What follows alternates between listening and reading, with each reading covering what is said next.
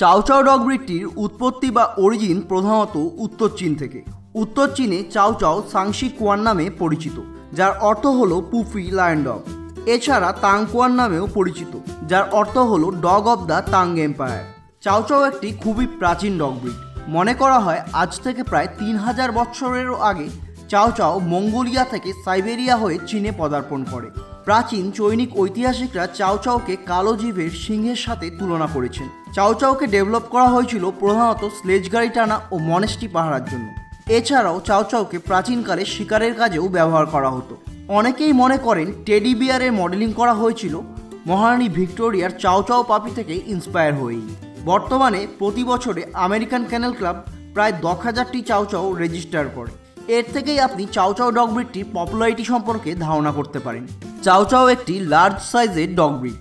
এদের ডবল লেয়ারের কোট পুরু ও অমসৃণ প্রকৃতির হয়ে থাকে, যা সাধারণত red, gold, cinnamon, black, cream, blue ইত্যাদি ইত্যাদি কালার ভ্যারাইটিতে পাওয়া যায় এবং এরাই একমাত্র ডগ ব্রিড যাদের জিভ ব্ল্যাক বা ব্লু কালারের হয়ে থাকে।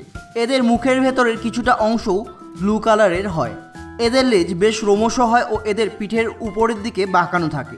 এদের নাকের বর্ণ সাধারণত ব্ল্যাক হয়ে থাকে, কিন্তু ব্লু কোটের চাও চাওয়ের ক্ষেত্রে এদের নাকের বর্ণ ব্লু হয়।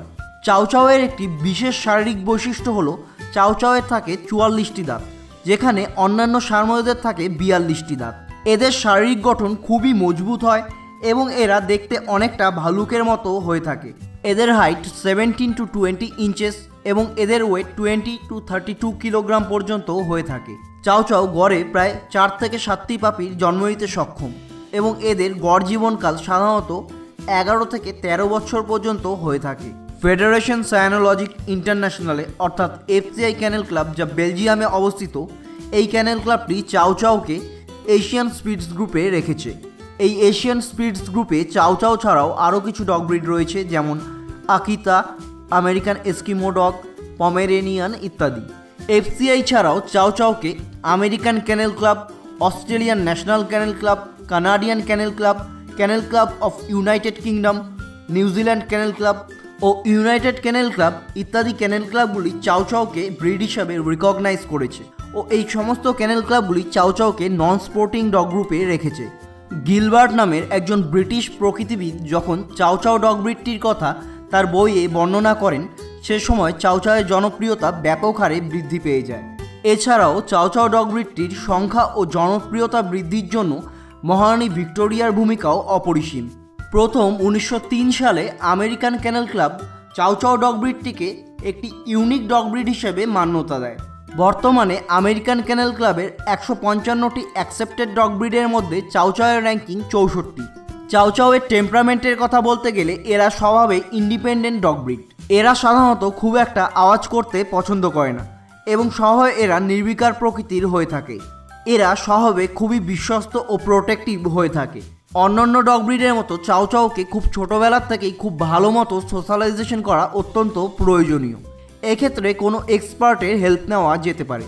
চাও চাও একটি খুবই ভালো ফ্যামিলি ডগ, তবে একেবারে ছোট শিশুদের সঙ্গে চাও চাও খুব একটা ফ্রেন্ডলি স্বভাবের হয় না। চাও চাও সাধারণত অ্যাক্টিভ স্বভাবের না হলেও এরা নিজেদের জায়গা নিয়ে খুবই টেরিটোরিয়াল স্বভাবের হয়ে থাকে, অর্থাৎ এরা নিজেদের জায়গায় অন্য কোনো পেটস বা ডগকে একদমই সহ্য করতে পারে না। চাও চাওকে ট্রেনিং করানো অন্যান্য ডগ ব্রিডের চাইতে তুলনামূলকভাবেই সোজা। চাও চাও ডগ ব্রিডটি কখনোই ফার্স্ট টাইম ডগ ওনারের জন্য উপযুক্ত ডগ ব্রিড নয়। কেবলমাত্র একজন দক্ষ ও কনফিডেন্ট ডগ ওনারই চাও চাওকে ঠিকমতো রাখতে পারে। চাও চাওকে রাখতে গেলে বেশ বড় ও খোলামেলা জায়গাযুক্ত বাড়ির প্রয়োজন হয়। তবে পাশাপাশি চাও চাও একটি অ্যাপার্টমেন্ট ফ্রেন্ডলি ডগ, কিন্তু চাও চাওকে অ্যাপার্টমেন্টে রাখলে প্রত্যেক দিন সঠিক পরিমাণে এক্সারসাইজ করাতে হবে। চাও চাওকে গ্রুমিং করানো খুব একটা সহজ কাজ নয়। এক্ষেত্রে একজন প্রফেশনাল ডগ গ্রুমারের হেল্প নেওয়াটাই বুদ্ধিমানের কাজ। চাও চাও হেভি শেডার। এদের শেডিং সিজনে আপনার ঘর চাও চাওয়ের লোমে ভরে যাবে। পাশাপাশি চাও চাওয়ের প্রত্যেক দিন স্নানেরও প্রয়োজন হয়, কেননা এরা খুব সহজেই নোংরা হয়ে যায়। চাও চাও ঠান্ডা ওয়েদারের জন্য খুবই ভালো ডগ ব্রিড, তবে এরা গরম আবহাওয়া একদমই সহ্য করতে পারে না। গরম আবহাওয়ায় এদের খুব সহজেই হিট স্ট্রোক হয়ে যেতে পারে। এমনিতে চাও চাও হেলদি ডগ ব্রিড হলেও হিপ ডিসপ্লেসিয়া এদের মধ্যে একটি কমন হেলথ প্রবলেম। তো বন্ধুরা, চাও চাও ডগ ব্রিড নিয়ে আজকের জন্য এ পর্যন্তই। এরকমই ডগ রিলেটেড ভিডিও বাংলায় পেতে অবশ্যই সাবস্ক্রাইব করুন আমাদের চ্যানেল, পাশাপাশি বেল আইকনটিতেও ক্লিক করুন।